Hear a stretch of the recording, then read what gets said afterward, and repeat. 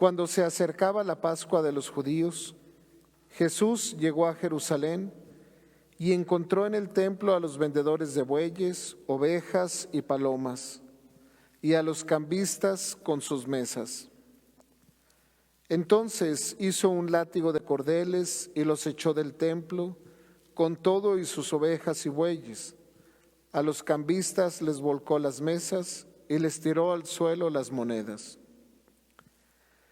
Y a los que vendían palomas les dijo: quiten todo de aquí y no conviertan en un mercado la casa de mi Padre. En ese momento sus discípulos se acordaron de lo que estaba escrito: el celo de tu casa me devora. Después intervinieron los judíos para preguntarle: ¿qué señal nos das de que tienes autoridad para actuar así? Jesús les respondió: destruyan este templo y en 3 días lo reconstruiré. Replicaron los judíos: 46 años se ha llevado la construcción del templo, ¿y tú lo vas a levantar en 3 días? Pero él hablaba del templo de su cuerpo.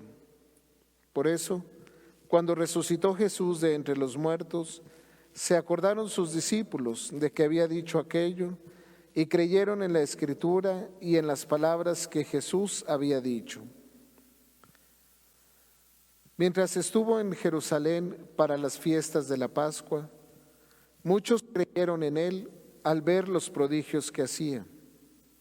Pero Jesús no se fiaba de ellos, porque los conocía a todos y no necesitaba que nadie le descubriera lo que es el hombre, porque él sabía lo que hay en el hombre. Palabra del Señor. Gloria a ti, Señor Jesús.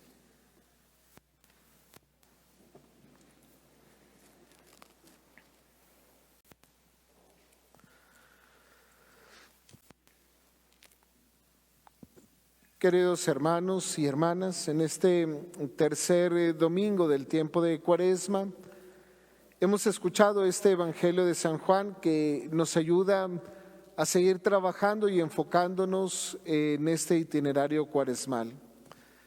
Pero antes de irnos hacia la reflexión del Evangelio, me parece importante que podamos entender el horizonte que nos ha planteado la primera lectura y que es el horizonte desde el cual podemos entender entonces el Evangelio. La primera lectura nos ha narrado un momento muy importante de la historia del pueblo de Israel, ese momento en el que Dios le da los 10 mandamientos, este decálogo del Sinaí al pueblo. Nosotros hemos crecido con esta idea de que los 10 mandamientos son como un saco apretado que tenemos que entrar a fuerzas por ahí. A veces he dicho que estos mandamientos son un camino entonces por el cual necesariamente tenemos que pasar para vivir esta relación con Dios. Como si esto fuera entonces una prohibición de tantas cosas que pudiéramos hacer para aumentar la libertad. Sin embargo, la experiencia de los 10 mandamientos para el pueblo de Israel es una experiencia completamente distinta. Y es muy distinta porque este decálogo es el camino que el pueblo conoce para vivir la comunión con Dios. El pueblo de Israel, a diferencia de los otros pueblos que estaban a su alrededor, sabía cómo tenía que actuar para vivir esta relación con Dios. Los otros pueblos no conocían lo que sus dioses querían. Y entonces entraban en una especie como de prueba y error, buscando ver si el sacrificio que le ofrecían era agradable o si lo que estaban haciendo era aceptado o no. Y entonces vivían constantemente con esta incertidumbre. El pueblo de Israel sabía perfectamente lo que su Dios esperaba de ellos. Y por eso el camino de los mandamientos es un camino de libertad, porque permite vivir con espontaneidad, porque permite entonces entablar relaciones con Dios y con los demás, de manera que nos ayuden a vivir plenamente. Pero ese camino de los 10 se fue haciendo cada vez más complicado, se fue perdiendo de vista que este camino era para vivir la intimidad. Y entonces fueron creándose muchas otras leyes y muchas otras tradiciones, de manera que lo que era esencial, lo fundamental, se fue quedando en el olvido. Y el pueblo de Israel poco a poco se fue encaminando hacia un culto superficial, exterior, hacia un culto que no lo comprometía. Y esto es precisamente lo que le molesta a Jesús en la gran situación de Jesús es que se cumplen tradiciones, pero no se vive la comunión con Dios. Dice el evangelista San Juan que Jesús va por las fiestas de Pascua a Jerusalén. San Juan nos va a contar que Jesús sube a Jerusalén. Esta es la primera y es como la carta de presentación de Jesús ante los habitantes de Jerusalén. Y cuando Jesús llega entonces ahí a Jerusalén, va al templo. Todo judío tenía que ir al menos una vez en la vida al templo de Jerusalén. Y ahí contempla la majestuosidad de este templo. El templo no solo era muy bello, sino era... Sí, dicen los estudiosos que más o menos las dimensiones del templo de Jerusalén equivaldrían a 22 campos de medida reglamentaria. Entonces el tamaño era de verdad enorme. Y todo el perímetro estaba rodeado de estos comercios que vendían lo necesario para el sacrificio. Decía el Evangelio, bueyes, ovejas, palomas. Y estaban también los cambistas, los que tenían estas monedas que se podían usar. Las monedas de uso corriente eran las monedas del Imperio Romano. Y esas monedas tenían la emperador. Y recuerden que en el Imperio Romano, pues el emperador era considerado un dios. Se le ofrecía culto, se le quemaba incienso.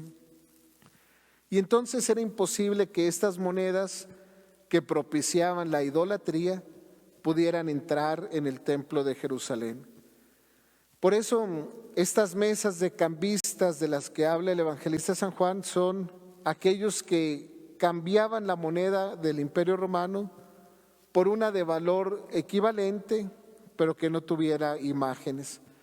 Y entonces, al no ser una moneda idolátrica, podía entrar en el templo y podía ser ofrecida como la ofrenda para seguir con la construcción del templo de Jerusalén. ¿Qué es lo que está pasando? Esta es una religión, es un culto, dice Jesús, exterior, superficial. El gran reclamo que les hace Jesús es: no conviertan en un mercado la casa de mi Padre. ¿Por qué es el mercado? ¿Porque se venden los animales para el sacrificio? No, sino porque el lugar que está destinado para entrar en comunión, para vivir la intimidad con Dios, se ha convertido también en un mercado. ¿Por qué? De acuerdo al sacrificio, por ejemplo, si quería hacer un sacrificio de alabanza, pues ofrecía entonces una oveja. Si quería hacer un sacrificio de reconciliación, pues ofrecía un cordero. Si quería hacer un sacrificio de acción de gracias, pues ofrecía un buey. Pero resulta muy sencillo mantener una relación con Dios cuando yo compro un animal y lo dejo ahí para que lo sacrifiquen, y entonces yo ya le pueda decir a Dios: ya te sacrifiqué lo que tú me pediste, ahora tú a cambio me tienes que regresar esto que yo te estoy pidiendo. Te doy o te hago este sacrificio, pero tú en cambio me tienes que regresar esto que yo te estoy pidiendo. Si se fijan, Es la lógica del mercado. Yo pago tanto y tú me regresas tanto. Y es Jesús.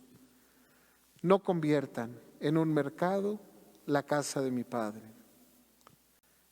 Y ante esta exaltación de Jesús, entonces pudiéramos preguntarle, ¿y cómo entrar entonces en comunión con tu Padre? ¿Cuál es la relación que tú nos estás pidiendo con Dios? Y entonces nos vamos a dar cuenta cuál es la primera enseñanza de Jesús a sus discípulos. Dios es Abba, es decir, Dios es Padre. Y el Padre no entra nunca en la lógica. Quienes de ustedes son papás, quienes han experiencia de la paternidad o de la maternidad, podrán entender la profundidad de las palabras de Jesús. Una profundidad, por ejemplo, al saber que al hijo se le ama no por las cosas que va haciendo en favor de la casa o de la familia. Al hijo se le ama porque es hijo y punto. No se espera nada a cambio del hijo. El amor de los padres es el amor más desinteresado, es el amor que no conoce límites. Y esta es la relación que Jesús nos está proponiendo con su Padre. No una lógica entonces del mercado, sino una relación desinteresada y sin límites también. Y es entonces a partir de esta nueva relación que Jesús viene a proponer que nosotros vamos a comprometer nuestra vida. Porque la relación con Dios, esta relación no se basa en lo que yo le estoy dando a Dios, ni en lo que Él, sino se trata de una relación que se basa en el amor. Y entonces, porque me siento profundamente amado, busco ser recíproco y amar también a aquel que me ama sin condición.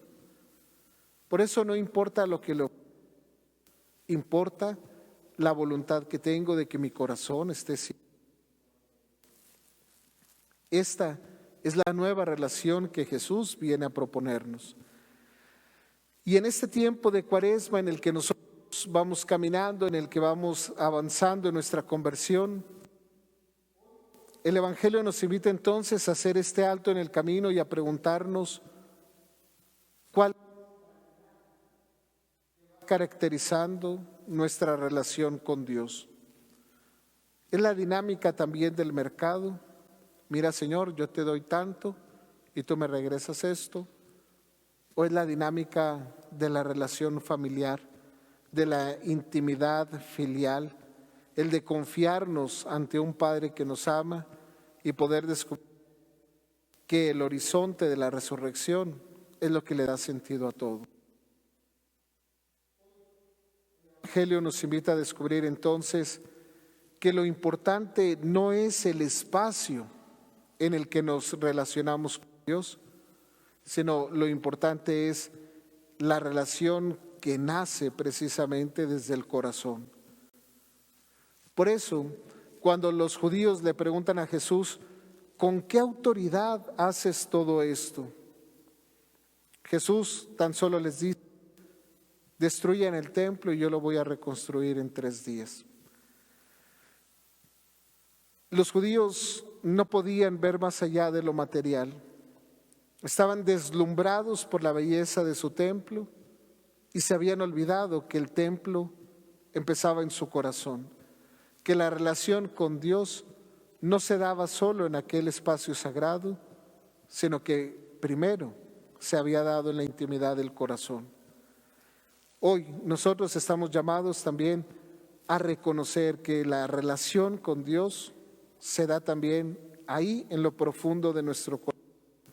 Y desde ahí podemos entonces plantear nuestra relación con Él en estos términos de la familiaridad, en estos términos de la intimidad, para que, sintiéndonos profundamente amados por Él, seamos capaces también de corresponderle en el amor.